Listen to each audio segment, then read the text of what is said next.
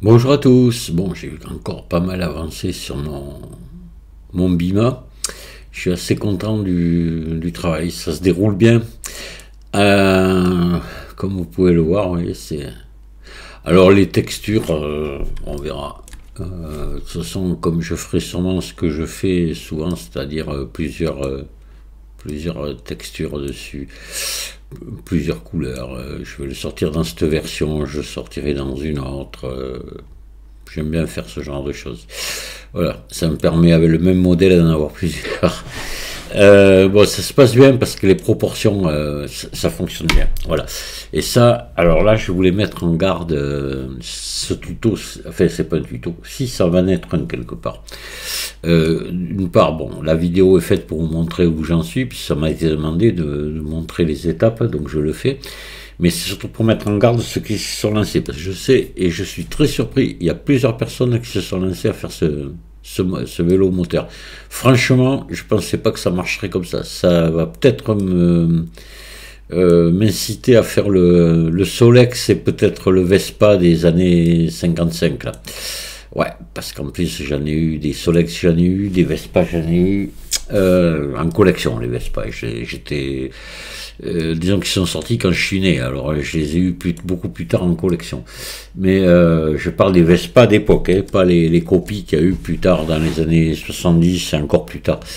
Je le ferai peut-être, je vous promets rien. Le Solex, ça, je pense que je vais être obligé. En plus, j'ai un voisin qui est collectionneur, il a 3 ou 4 Solex, c'est lui qui avait aussi la 2 chevaux et la 4L qui m'ont permis de modéliser les miennes. Donc je les avais à côté de la maison, je pouvais les prendre des mesures et tout, c'était bien pratique. Si ça avait été pareil pour le BIMA, ça aurait été bien.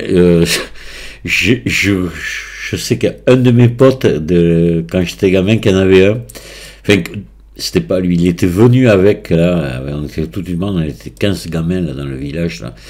Et il est arrivé un jour avec un BIMA qui était à sa tante, à sa cousine, à sa grand-mère, je sais plus à qui, il était comme ça. Là. Voilà. Et j'ai un soupçon, il me semble savoir qui c'est. Vous voyez pas qu'il est encore. Oh là, ça serait formidable, je pourrais aller prendre des mesures dessus. Ouais, ça sera un peu tard parce que j'aurais fait celui-ci. Voilà, donc là tout se passe bien et je voulais vous mettre en garde pour ceux qui le font. Faites gaffe à l'image de référence que vous allez prendre pour faire ça. Je vais vous faire voir dans les images que j'ai données. Il y a celle-ci qui est magnifique évidemment, mais alors elle est pas bonne du tout. Donc il y a Fernand qui m'a envoyé, ouais, c'est un de mes abonnés, qui m'a envoyé déjà son travail. Il a commencé à modéliser le cadre, le réservoir, il a fait pas mal de trucs. Je sais pas si je l'ai pas là, attendez, je vais regarder. Je sais pas si je l'ai déjà sauvegardé ou pas. Oui, voilà. Donc il est parti sur ce modèle-là, sur cette image. On le voit ici, c'est son. En plus, c'est bien fait, ce qu'il fait, il travaille bien. Et Fernand, fais gaffe, c'est complètement faux. J'ai comparé, j'ai superposé moi mon BIMA sur l'image et ben il est tout écrasé. C'est normal parce que l'image en question là que tu t'es servi pour le fond, eh ben, le BIMA il est sur béquille, là, il penche vers le photographe. En plus, il a dû se mettre un petit peu au-dessus, ce qui fait qu'on a une image complètement écrasée. La forme du cadre est complètement fausse. Et tu vas voir, tu risques d'avoir des problèmes après pour la suite. Enfin bon. Donc dans le dossier que j'ai donné, on va avoir ça. Attendez, pardon, c'est sur une clé USB parce que je travaille avec 2 ordinateurs, donc j'ai pris sur une clé USB, j'ai tout mis dessus. Moi, celle que j'utilise, c'est celle-ci. Voilà, pour moi qui est parfaite parce qu'on le voit bien et encore pas à l'arrière. À l'avant, on est parfait et je me suis rendu compte qu'à l'arrière, mais c'est facile à voir. Tout simplement quand j'ai voulu modéliser le garde-boue devant. Je suis parti ici du centre et j'ai vu que j'ai mis un cercle et il se superposait parfaitement au garde-boue. À l'arrière, non, on le voit bien au porte-bagages là. On n'est plus. Le gars, qui a pris la photo, il s'est mis un peu de côté là et ça fausse tout. Voilà. Et j'ai peut-être, moi aussi, j'aurais dû peut-être rallonger un petit peu mon cadre vers l'arrière. Mais bon, on le voit bien. Hein, alors à l'avant, là, sur la roue avant, on est parfait. Et sur le reste, on n'est pas tout à fait bon. Mais en fait, c'est beaucoup mieux que la photo, parce que là, il n'est pas sur béquille, je sais pas comment ils ont fait. On dirait qu'il a appuyé contre un mur, sûrement, je sais pas. Il est à peu près droit. Et ça, c'est vachement important. Après, il y en a une autre que j'ai mis dans le dossier que j'ai mis en téléchargement. C'est celle-ci qui est pas trop mal aussi, je crois. Voilà, celle-là. Alors, celle-là est peut-être encore même mieux. À part la roue avant qui est légèrement tournée. Mais pour l'arrière, là, on est bien de face. D'ailleurs, j'ai pas pensé, il faut que je la superpose sur le mien pour voir. Et voilà, j'ai des notifications qui arrivent en pagaille. Voilà, hop là.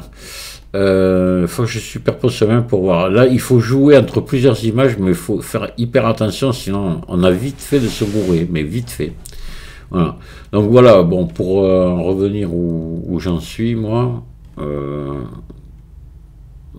Mais je l'ai vu, quand j'ai fait le garde-boue arrière, j'avais une légère différence. Et ça s'explique par ma photo. Donc il faut faire très attention. Pour l'instant, je vous dis, je suis assez satisfait quand même, parce que dans l'ensemble, on est bon. On le voit vite, hein, lorsqu'on veut mettre un élément, quand on rajoute un élément, on voit, ah, ça va pas, ça colle pas.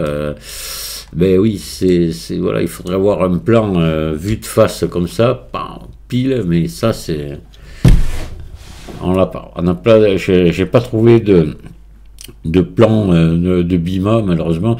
C'est déjà bien ce que j'ai pu trouver, je trouve, c'est déjà une belle chose. Mais sinon, voilà. Ouais, je pense que je vais encore avancer. Demain, c'est fête encore, donc je vais encore y travailler dessus. Je vais maintenant m'attaquer sur mon porte-bagages. Voilà. Puis après, je vais m'attaquer aux roues. Et je travaille quand même sur les roues, parce qu'il y a, sur ce modèle-là, ce sont des freins à tambour. Alors, les freins à tambour, ben oui, mais ça représente moins de travail que les freins à patins, finalement, parce qu'il y aurait les étriers à faire ici, etc. Là, avec un frein à tambour, bon, c'est plus simple. Alors, je ne sais pas si vous avez vu, hein, il y a plusieurs sortes de fourches. Hein, il y a une fourche qui est une fourche à vélo, tout simplement, qui est prise ici. Voilà, suivant le modèle que vous avez. Et celle-ci, qui est une fourche télescopique, donc qui est déportée légèrement vers l'avant. Voilà, donc faut savoir celui qu'on veut faire. Il y en a qui ont ces espèces de trucs là, d'autres qui l'ont pas. Après, au niveau des textures, c'est pareil. J'ai vu plusieurs choses. Méfiez-vous des restaurations, parce que c'est pas forcément la réalité. Moi, j'ai fait un truc vite fait, mais je vous dis, je vais le changer là. J'ai fait ça comme ça. J'en ai vu qui étaient comme ça, mais je me demande si c'est vraiment d'origine. Voilà. Ouais. Par contre, la couleur, là, ce vert, et ces deux verts, là, ils ont existé.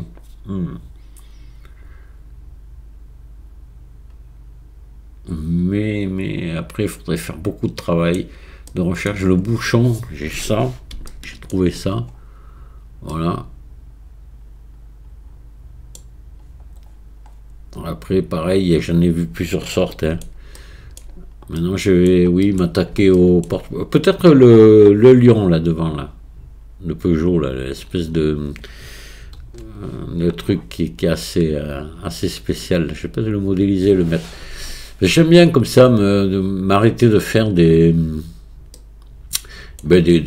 gros trucs, puis faire quelques petits détails, puis après je reviens à quelque chose de plus important, voilà, et comme après la selle, ça va être vraiment du travail, là.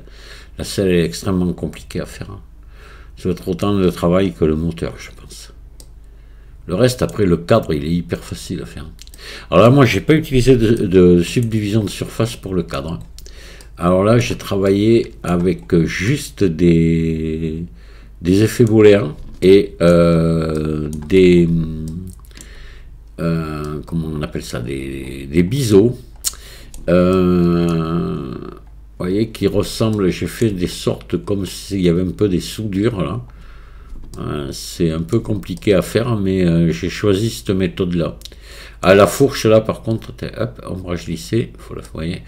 La fourche, là, il y a eu subdivision de surface sur la fourche, oui. Sur le cadre, non. Voilà, tout ça, je l'ai fait, tout, là, sans subdivision de surface. J'ai fait ce choix-là, même ici. Et voilà. Alors là, ça demandera peut-être à voir, vous voyez, après, je verrai. Il faudra voir un lissage, voilà, vous voyez, un lissage selon l'angle, là, voilà, ça, mais ça je verrai à la fin, tout ça, me le fignoler. Suivant, alors ça, le lissage selon l'angle, ne le faites pas si vous avez fait si vous avez des subdivisions de surface, hein. Juste un ombrage lissé, c'est tout, faut pas le faire, hein. Là, c'est quand vous en avez pas, comme le cadre qui n'en a pas, mais là, il faut mettre un lissage selon l'angle.